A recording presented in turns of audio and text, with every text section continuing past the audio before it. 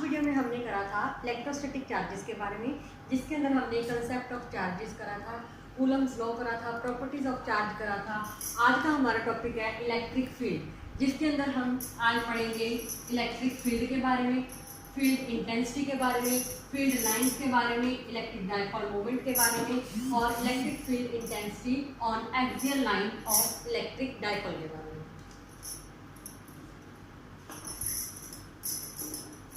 So firstly our topic is electric field. Electric field क्या होता है, इसको समझाने से पहले मैं आपको एक एग्जांपल देना चाहूँगी। जैसे मैग्नेट होती है, मैग्नेट का काम क्या होता है कि आयरन पीसेस को अट्रैक्ट करना।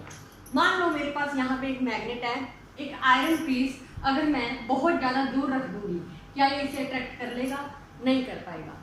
अगर यही आयरन पीस मैं इसके पास में लेके जाऊँगी, यहाँ पे लेके जाऊँगी, सपोज अभी भी इसकी मैग्नेटाइजिंग पावर इतनी स्ट्रॉन्ग नहीं है, ये अट्रैक्ट नहीं करेगा। और पास में लेके जाऊँगी, सपोज यहाँ इसने अट्रैक्ट कर लिया, तो इतने फील्ड तक इसकी क्या रहेगी, इसकी मैग्नेटिक फील्ड। ये मैग्नेट के कारण था, बट आज का टॉपिक हमारा इलेक्ट्रिक फील्ड से रिलेटेड है। तो इलेक्ट्रिक फील्ड भी कुछ इसी तरह से, अगर सपोज करो हमारे पास यहाँ पे एक चार्ज है पॉजिटिव का Q चार्ज, और एक दूसरा चार्ज पड़ा है यहाँ पे Q चार्ज नेगेटिव का, तो उतने स्पेस तक जहाँ पे ये कुछ ना कुछ फोर्स एक्सपीरियंस कर ले। अगर यहाँ पे नेगेटिव चार्ज है तो ये इसे अट्रैक्ट कर लेगा, अगर यहाँ पे पॉजिटिव चार्ज है तो ये इसे रिपेल कर देगा। वो स्पेस जहाँ पे ये फोर्स ऑफ अट्रैक्शन या रिपल्शन एक्सर्ट करता है, उस चीज़ को इलेक्ट्रिक फील्ड का नाम दिया जाता है। तो इलेक्ट्रिक फील्ड की अगर डेफिनेशन की बात करें तो इलेक्ट्रिक फील्ड की डेफिनेशन बनेगी the space around the charge in which it can experience force of attraction or repulsion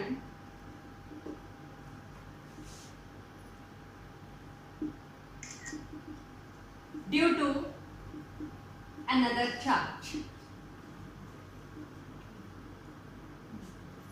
the space around the charge, एक चार्ज के अराउंड में वो वाला स्पेस जहाँ पे वो दूसरे चार्ज के साथ फोर्स ऑफ अट्रैक्शन या रिपल्शन एक्सर्ट कर रहा है। जो चार्ज सेंटर में पड़ा होता है उस चार्ज को हमेशा सोर्स चार्ज का नाम दिया जाता है, और जो चार्ज हम आगे पीछे कर रहे हैं उस चार्ज को हमेशा टेस्ट चार्ज का नाम दिया जाता है। Is it clear? Now, our next topic is electric field intensity.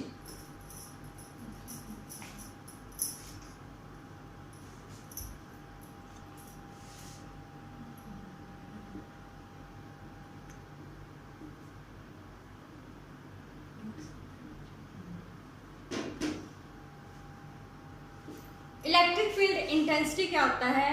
Electric field intensity measure करता है स्ट्रेंथ ऑफ इलेक्ट्रिक फील्ड को। इलेक्ट्रिक फील्ड की स्ट्रेंथ को जो बताता है that is electric field intensity. अगर इसकी डेफिनेशन की बात करें तो it is the force experienced by source charge due to test charge. Suppose अपने पास एक सोर्स चार्ज है Q, यहाँ पे एक टेस्ट चार्ज था Q नॉट। इसने इसको सपोज अगर दोनों पॉजिटिव चार्ज है तो रिपेल करा, अगर यहाँ पे नेगेटिव चार्ज है तो अट्रैक्ट करेगा।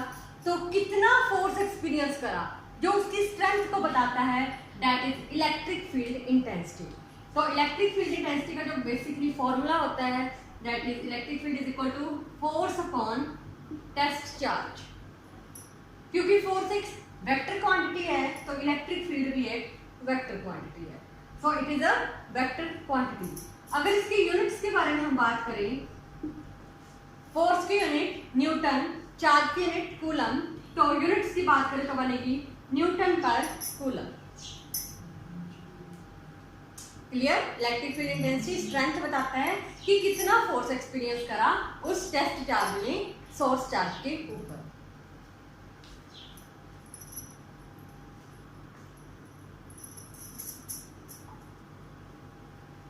Next is electric field intensity due to source charge की वैल्यू कितनी होती है उसके बारे में हम पता करेंगे। Electric field intensity due to source charge.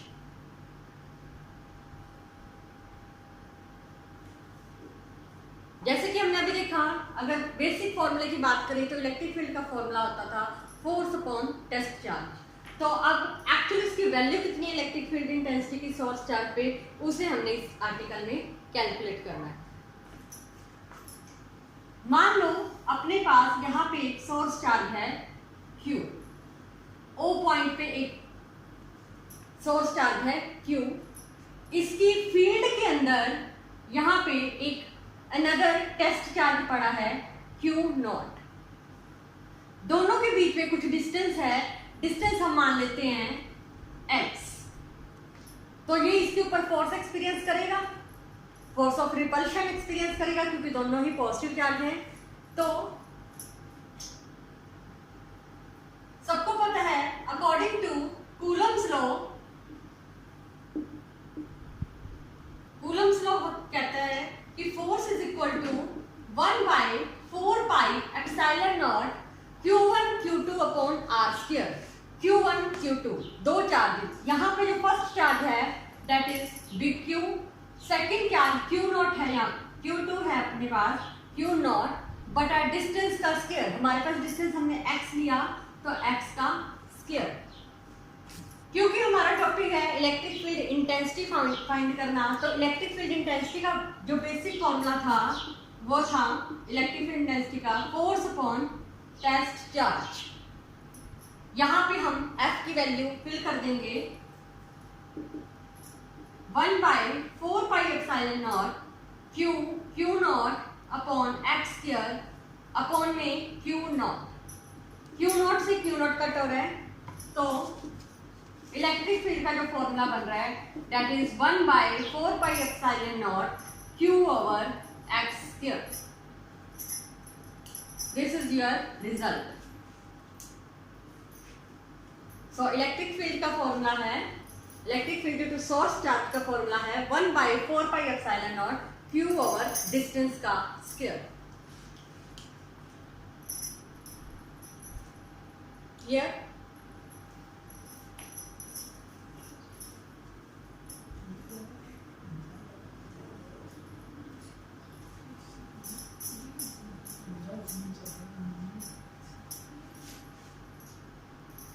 Next topic है अपने पास इलेक्ट्रिक फील्ड लाइंस। जैसे कि अगर एक चार्ज पड़ा है और दूसरा चार्ज उसके ऊपर फोर्स लगा रहा है, फोर्स ऑफ अट्रैक्शन या रिपल्शन एक्सर्ट कर रहा है, तो उस टाइप की कुछ लाइंस प्रोड्यूस होती हैं जिन्हें इलेक्ट्रिक फील्ड लाइंस बोला जाता है। अगर अपन डेफिनेशन की बात करें तो बनेगी electric field lines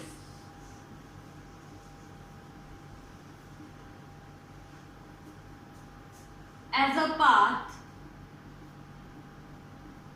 straight or curved such that tangent to it at any point gives the direction of electric field line. It means electric field lines का जो पाथ होता है या तो स्ट्रेट हो सकता है या कर्व्ड हो सकता है। ये बता दूं मैं, स्ट्रेट कब होता है, कर्व्ड कब होता है। अगर अपने पास एक सिंगल चार्ज है, सिंगल चार्ज के कारण, जब भी कभी सिंगल चार्ज है तो सिंगल चार्ज के कारण हमेशा उसका पाथ स्ट्रेट रहेगा।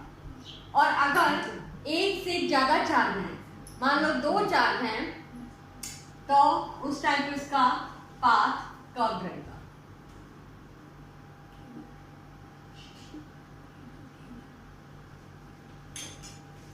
Clear?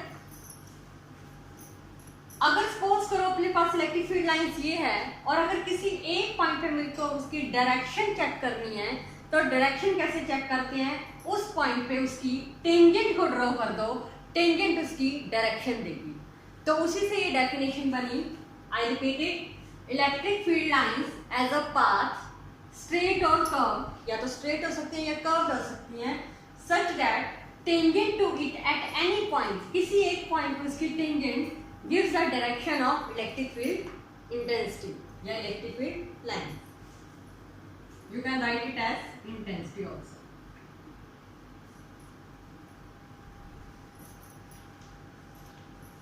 Now electric field lines किस चार्ज पे किस शेप की होती हैं वो हम डिस्कस करेंगे।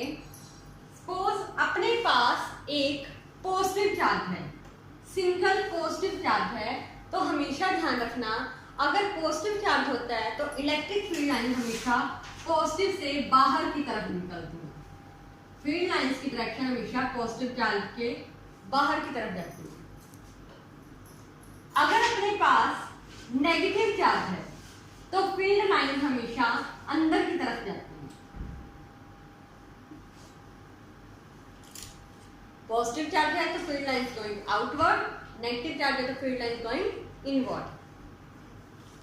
अगर अपने पास 2 चार्ज हैं, अनलाइक चार्ज है, मान लो एक चार्ज पॉजिटिव है, एक चार्ज नेगेटिव है, यू नो पॉजिटिव चार्ज से electric field line going outward, negative से इनवर्ड।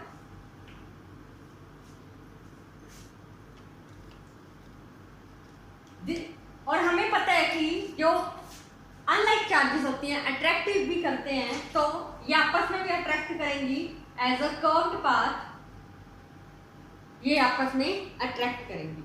और हमेशा ध्यान रखना कि इलेक्ट्रिक फील्ड लाइंस की जो डायरेक्शन होती है पॉजिटिव टू नेगेटिव की तरफ जाती है।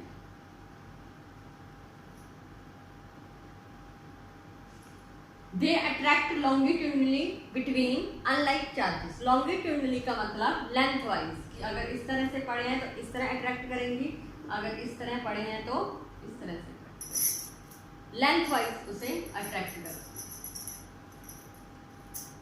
एक और केस है कि अगर मान लो हम अनलाइक चार्ज के बजाय लाइक चार्जेस लेते हैं तो क्या होता है?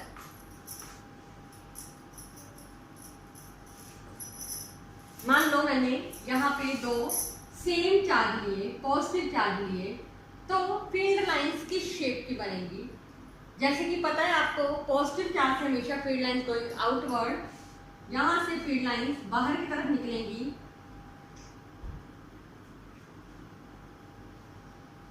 इधर से भी बाहर की तरफ जाएंगी।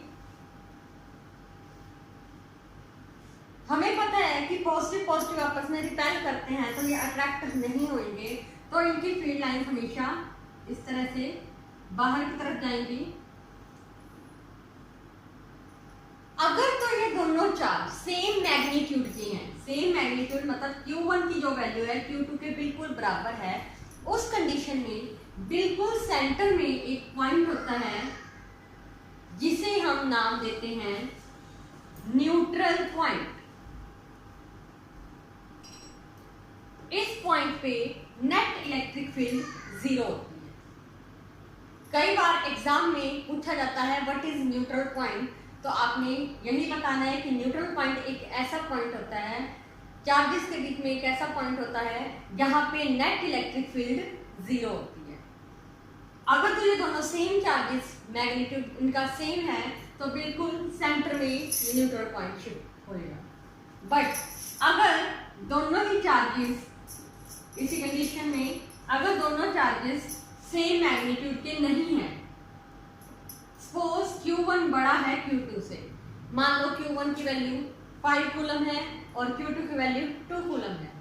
उस कंडीशन में नो डाउट ये आपस में रिपेल करेंगे, बट उस कंडीशन में जो न्यूट्रल पॉइंट होता है वो बिल्कुल सेंटर में ना होके शिफ्ट कर जाता है जिस तरफ चार्ज कम होता है। मीन्स न्यूट्रल पॉइंट बिल्कुल सेंटर की बजाय न्यूट्रल पॉइंट थोड़ा इधर को शिफ्ट कर जाएगा। अगर ये Q1 है, ये Q2 है, तो neutral point shift toward the lesser charge. Clear? So neutral point क्या होता है? जहां पे नेट इलेक्ट्रिक फील्ड 0 होती है।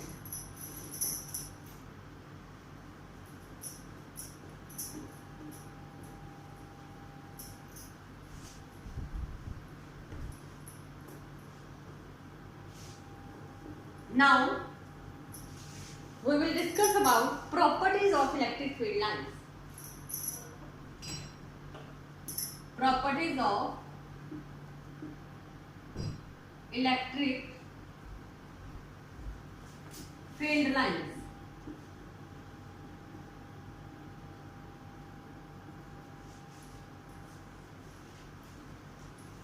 प्रॉपर्टीज में हम फर्स्ट प्रॉपर्टी डिस्कस करेंगे जो कि है electric field lines are continuous curves.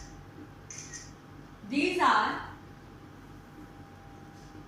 Continuous curves. Means कि जब फील्ड लाइन स्टार्ट होती है तो लगातार चलती हैं, कंटिन्यूअस कर्व्स बनाती हैं अपनी।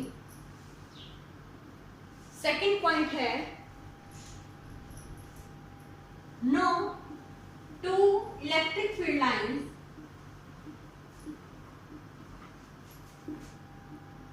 intersect each other.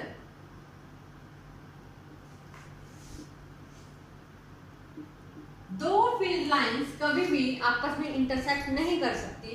ये एक क्वेश्चन भी बन जाता है, वेरी इंपॉर्टेंट पॉइंट, कि दो इलेक्ट्रिक फील्ड लाइंस आपस में इंटरसेक्ट क्यों नहीं करती। अगर आ जाए तो दो फील्ड लाइंस इलेक्ट्रिक आपस में इंटरसेक्ट इसलिए नहीं करती कि सपोज करो, मान लो मेरे पास दो फील्ड लाइंस है और आपस में इंटरसेक्ट कर रही हैं, तो at the point of intersection इसकी दो डायरेक्शंस बन जाएंगी। जैसे कि मैंने बोला था स्टार्टिंग में कि अगर एक पॉइंट पे आपने डायरेक्शन चेक करनी तो वहां पे उसकी टेंजेंट को ड्रॉ कर दो। अगर मैं इस लाइन के अकॉर्डिंग देखूं तो इसकी टेंजेंट बन रही है इस तरह। अगर इस लाइन के अकॉर्डिंग देखूं तो इसकी टेंजेंट बन रही है इस तरह। एक ही पॉइंट पे दो डायरेक्शन पॉसिबल कभी भी नहीं हो सकती, इसलिए दो फील्ड लाइंस आपस में इंटरसेक्ट नहीं कर सकती। This is very important line for the exam session.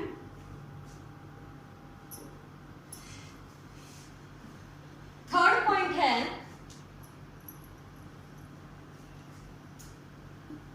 tangent to it at any point gives the direction of electric field lines.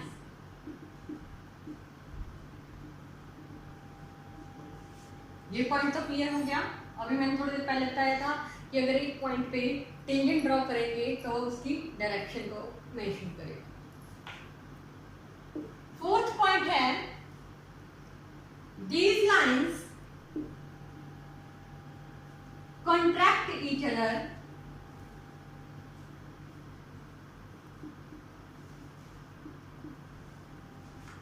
longitudinally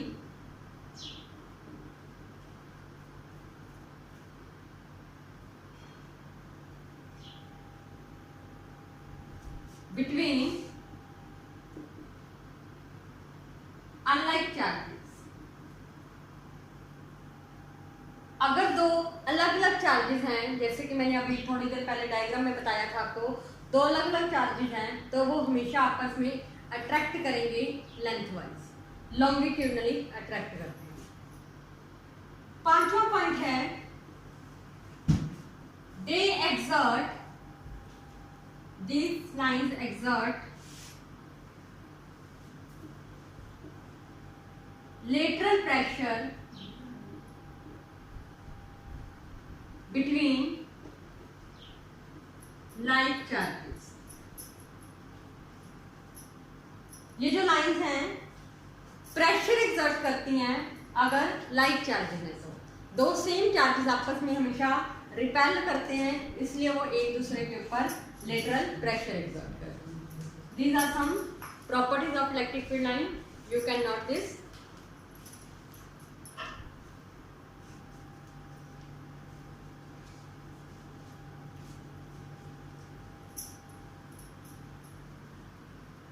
Clear?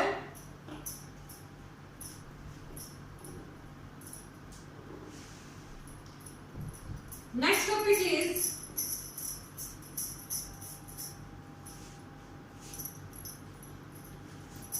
electric dipole।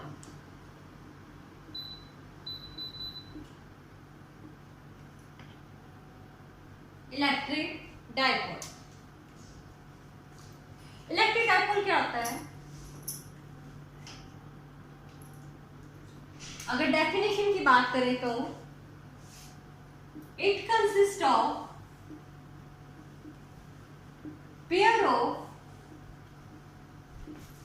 To opposite charges separated by some small distance।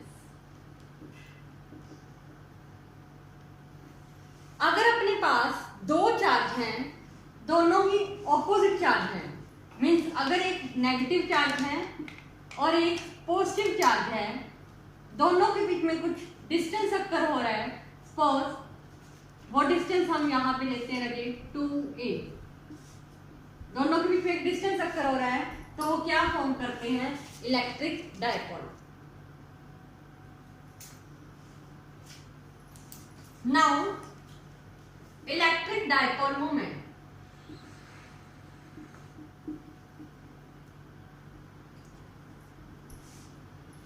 It gives the strength of electric dipole. Electric dipole moment को P से represent किया जाता है, किसके बराबर होता है?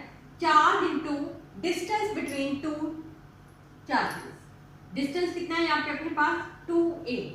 तो इलेक्ट्रिक डाइपोल मोमेंट क्या बताता है? It gives the strength of electric dipole, its magnitude is equal to product of charge and distance between two charges. Dipole moment एक वेक्टर क्वांटिटी होती है। अगर हम डायरेक्शन की बात करें डाइपोल मोमेंट की, तो हमेशा ध्यान रखना है जो इसकी डायरेक्शन होती है, डायरेक्शन हमेशा इसकी negative charge to positive charge की तरफ जाती है। कभी भी एग्जाम में आ जाए कि आपने डाइपोल मोमेंट कैलकुलेट करना है, तो आप चार्ज को डिस्टेंस से मल्टीप्लाई कर दोगे, और अगर साथ में डायरेक्शन पूछी जाए तो हमेशा डायरेक्शन क्या मेंशन करनी है? Negative to positive.